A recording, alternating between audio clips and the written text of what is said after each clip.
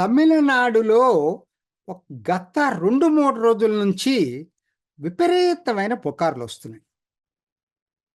ఏంటి ఆ పుకార్లంటే, కాంగ్రెస్ అన్నా డిఎంకే తోటి బ్యాక్ ఛానల్ టాక్స్ ఓపెన్ చేసింది అనేది. బ్యాక్ ఛానల్ టాక్స్ ఓపెన్ చేసింది అనేది. అంటే ఇందులో రహస్యం ఒకటి లేదు. ఎందుకనంటే అన్నా డిఎంకే మొదటి నుంచి కూడా బీజేపీ నుంచి బయటకు వచ్చిన కాడి నుంచి కూడా ఏదో విధంగా కాంగ్రెస్ లాగాలని చెప్పి ప్రయత్నం చేస్తూ ఉంది. అంతవరకు నిజం. కానీ కాంగ్రెస్ ఎప్పుడు కూడా అలా చేస్తున్నట్టుగా ఎక్కడ మనం ఇంతవరకు దాఖలాలు లేవు. మొట్టమొదటిసారి ఈ మాటలు వింటున్నాం. రెండో వైపు ఏమవుతుంది, డిఎంకే ఆల్రెడీ ఒప్పందాల్లో వెళ్ళిపోతా ఉంది. ఇండియన్ యూనియన్ ముస్లిం లీగ్ తోటి రామనాథపురం వాళ్ళకి అప్పచెప్పారు. కొంగునాడు దేశీ మక్కల్ అనేది ఒక పార్టీ ఉంది, వాళ్ళకి కొంగునాడులో ఒక స్థానం ఇచ్చారు. 2 రోజుల క్రితం సిపిఐ సిపిఎంతో కూడా ఒప్పేసుకున్నారు. సిపిఎంకి కోయంబత్తూరు మధురై స్థానాలు ఇచ్చారు, అవి పాతవే, వాళ్ళు పోటీ చేసినయే. సిపిఐకి తిరుప్పూరు నాగపట్నం ఈ 2 ఇచ్చారు.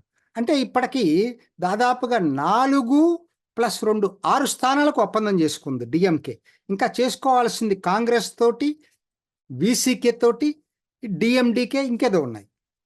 సో అయితే ఈ మధ్యలో ప్రధానంగా ప్రాబ్లం ఎక్కడొస్తుందంటే, కాంగ్రెస్ తోటి ప్రాబ్లం వచ్చింది. ఇప్పటికి 8 సీట్లు ఇచ్చారు పోయినసారి. వాళ్ళు చాలా ఎక్కువ అడుగుతున్నారు. దాదాపు 15 సీట్లకు బేరం పెట్టారట కాంగ్రెస్. అది డిఎంకే కూడా మింగుడు పట్టలేదు. 15 సీట్లు ఇవ్వటం ఏంటి కాంగ్రెస్కి అనేది. వీళ్ళు ఇప్పుడు 8 ఉన్నాయి కదా, ఇది ఎక్కడికి ఈ మధ్యలో ఏదైనా సెటిల్ అవుతుందా, లేకపోతే ఎందుకైనా బెటర్ అనేది అన్నా డిఎంకే తోటి బ్యాక్ ఛానల్ ఓపెన్ చేశారా తెలియట్లేదు. ఎందుకు అసలు కాంగ్రెస్కి ఇంత వాల్యూ ఎందుకు వచ్చింది తమిళనాడులో అంటే, వేరే ఏం లేదండి, సోషల్ ఇంజనీరింగ్లో వచ్చింది. క్రిస్టియన్ మైనారిటీస్ దక్షిణ తమిళనాడు, సెంట్రల్ తమిళనాడులో ఉన్నారు ప్రధానంగా. క్రిస్టియన్ మైనారిటీసు ప్రధానంగా కాంగ్రెస్ వైపు ఉన్నారు, వేరే పార్టీ లేదు వాళ్ళకి. అంటే ఇప్పుడు కేరళలో ఉంది, కేరళ కాంగ్రెస్ ఉంది కేరళ క్రిస్టియన్స్కి. తమిళనాడులో వీళ్ళందరూ ఎప్పటి నుంచో కన్వర్ట్ చేసి చాలామందిని కన్వర్టెడ్ క్రిస్టియన్స్ చాలా ఎక్కువ భాగం. మీరు చాలా ఆశ్చర్యపోతారు, ముస్లిమ్స్ కాదు అక్కడ మైనారిటీ ప్రధానమైంది, క్రిస్టియన్ మైనారిటీ తమిళనాడులో. వాళ్ళందరూ కాంగ్రెస్ కింద ర్యాలీ అయ్యారు. అది బలం, కాంగ్రెస్ బలం. అయితే అందుకని ఏంటి, దాన్ని చూసేసి కాంగ్రెస్ ఇవాళ ఏంటంటే మాకు 15 సీట్లు ఏమైనా అడుగుతుంది. ఇస్తారా లేదా మనకు తెలియదు. వాళ్ళు 15 అయితే ఇవ్వరు ఎటువంటి పరిస్థితుల్లో కూడా. ఇదేగా జరిగితే ఏమైపోతుంది, నిజంగా అన్నాడీఎంకే తోటి మెటీరియలైజ్ అయిందనుకోండి, ఏం జరగబోతుంది? తమిళనాడులో ఏం జరిగిద్దండి, గట్టి ముక్కోన పోటీ ఉంటుంది. వాళ్ళ పరిస్థితి ఏంటి, డిఎంకే కూటమి ఇలానే ఉండేటట్టయితే 35% తగ్గకుండా డిఎంకే కూటమి ఉంది. అన్నా డిఎంకేకు 17-18%, అదే ఈక్వల్గా బీజేపీకి ఉంది. 1% ఒకరు ఎక్కువ ఒకరు తక్కువ అని అనుకుంటున్నారు, పక్కన పెట్టేసేద్దాం అది. కాబట్టి ఇద్దరూ ఈక్వల్గా చీల్చుకుంటున్నారు. 35% తోటి డిఎంకే డామినేట్ చేస్తాం.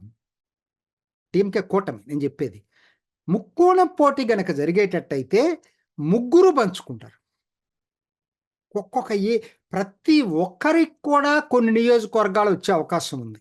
అన్నా డిఎంకేకి చాలా కొన్ని ఏరియాల్లో చాలా బ్రహ్మాండమైన ఇది అడ్వాంటేజ్ ఉంటుంది. డిఎంకేకి సహజంగా తనకు నార్థర్న్ ఏరియా, చెన్నై సిటీ, ఇవన్నీ కూడా డిఎంకేకి ఎప్పుడు కూడా ఇది ఉంటుంది. ఒకవేళ అది జరిగినా కూడా వాళ్ళకి అడ్వాంటేజ్ ఉంటుంది. దక్షిణ తమిళనాడులో ముక్కోణ పోటీలో ఖచ్చితంగా బీజేపీకి అడ్వాంటేజ్ ఉంటుంది జరిగితే. రెండోది ఇంకొక ముఖ్యమైన ఇదేంటంటే, చిన్న చిన్న పార్టీలు చాలా కీ రోల్ ప్లే చేస్తాయి ముక్కోణ పోటీ అయితే. పిఎంకే లాంటి పార్టీలు, వీసీకే లాంటి పార్టీలు, ఇంకా మిగతా పార్టీలు కూడా. సో కాబట్టి ఏమవుతుంది, ఈ ముక్కోణ పోటీ కనుక జరిగితే నిజమైన పోటీ జరిగిద్ది. ఎవరు ఏ స్థానంలో గెలుస్తారో కూడా ఇప్పుడు చెప్పలేం. ఎందుకంటే స్మాల్ మార్జిన్స్ తోటే గెలిచే అవకాశం ఉంది ఏ పార్టీ అయినా సరే. అయితే ఇప్పుడు సమస్య ఏంటంటే, అసలు ఇది జరగబోతుందా, ఇది కేవలం ఒక రూమర్ అయినా అంటే, ఒక వర్గం ఏం ఫీల్ అవుతుందంటే, ఇదంతా కూడా ఎందుకంటే ఇదంతా చర్చ నడుస్తా ఉంది తమిళనాడులో సోషల్ మీడియాలో. ఏంటంటే ఒక వర్గం ఏమనుకుంటుందంటే ఇదంతా కాంగ్రెస్సే లీక్ చేసిందని చెప్తా ఉన్నారు. చేయగలదు. కాంగ్రెస్ కూడా ఆ పని చేయదని మనం చెప్పలేము. కాంగ్రెస్సు కొత్తగా ఒక నాయకుడొచ్చాడు. అతని మీద ఎన్నో కేసులున్నాయి. ఆయన డీఎంకేకి అనుకూలుడు నిజంగా చెప్పాలంటే. అన్నా డీఎంకే కన్నా గూడా. కానీ చెప్పలేం గదా! సీట్లు మరి ఇవాళ కాంగ్రెస్‌కి అధ్యక్షుడయిన తర్వాత ఆయన యొక్క ఆలోచన ధోరణి ఎట్లా ఉందో కూడా తెలీదు. మొత్తం మీద ఏంటంటే ఇది ఏమనుకుంటున్నారంటే డీఎంకే తోటి ఎక్కువ సీట్లు బార్గెయిన్ చేయటానికి డీఎంకే బలహీనంగా ఉంది గదా! ఇప్పుడు. ఏంటంటే మంత్రుల మీద అవినీతి ఆరోపణలు రకరకాల దీంట్లో ఆత్మరక్షణలో ఉంది కాబట్టి వాళ్ళని ఇది ఇట్లా బ్లాక్‌మెయిల్ చేసి లీకేజ్ ఇచ్చి డీఎంకేని బ్లాక్‌మెయిల్ చేసి ఎక్కువ సీట్లు సంపాదించటం కోసం కాంగ్రెసే ఈ లీకేజీలు ఇచ్చిందనేటువంటిది అది కూడా స్ట్రాంగ్‌గా ఇనపడుతుంది. అది కూడా. కాబట్టి ఏమిటి నిజమేంటనేది నాకు గూడా తెలీదు. మనం జస్ట్ లేటెస్ట్ న్యూస్ కాబట్టి మీతో షేర్ చేసుకుంటున్నా ఇది.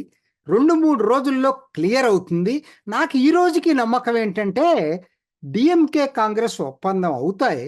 ఇదంతా కూడా బ్లాక్‌మెయిల్ టాక్టిక్సే కాంగ్రెస్ అడాప్ట్ చేస్తా ఉంది. ఎక్కువ స్థానాలు సంపాదించుకోవటానికనేదే ఆ రెండో వాదననే నేను నమ్ముతున్నా ఈ రోజుకి కూడా. ఎందుకంటే డ్రాస్టిక్‌గా డీఎంకేని వదిలి అన్నా డీఎంకేకి వెళ్తుందని నేనైతే అనుకోవట్లేదు. చూద్దాం ఏం జరుగుతుందో. చూసారు కదండి. మరి ఈ వీడియో కనుక మీకు నచ్చినట్లయితే ఒక లైక్ కొట్టేసి మీ అభిప్రాయాన్ని కూడా కామెంట్ బాక్స్లో తెలియజేస్తూ ఇలాంటి ఇంట్రెస్టింగ్ అప్డేట్స్ కోసం మా ఛానల్ని సబ్స్క్రైబ్ చేసుకోండి.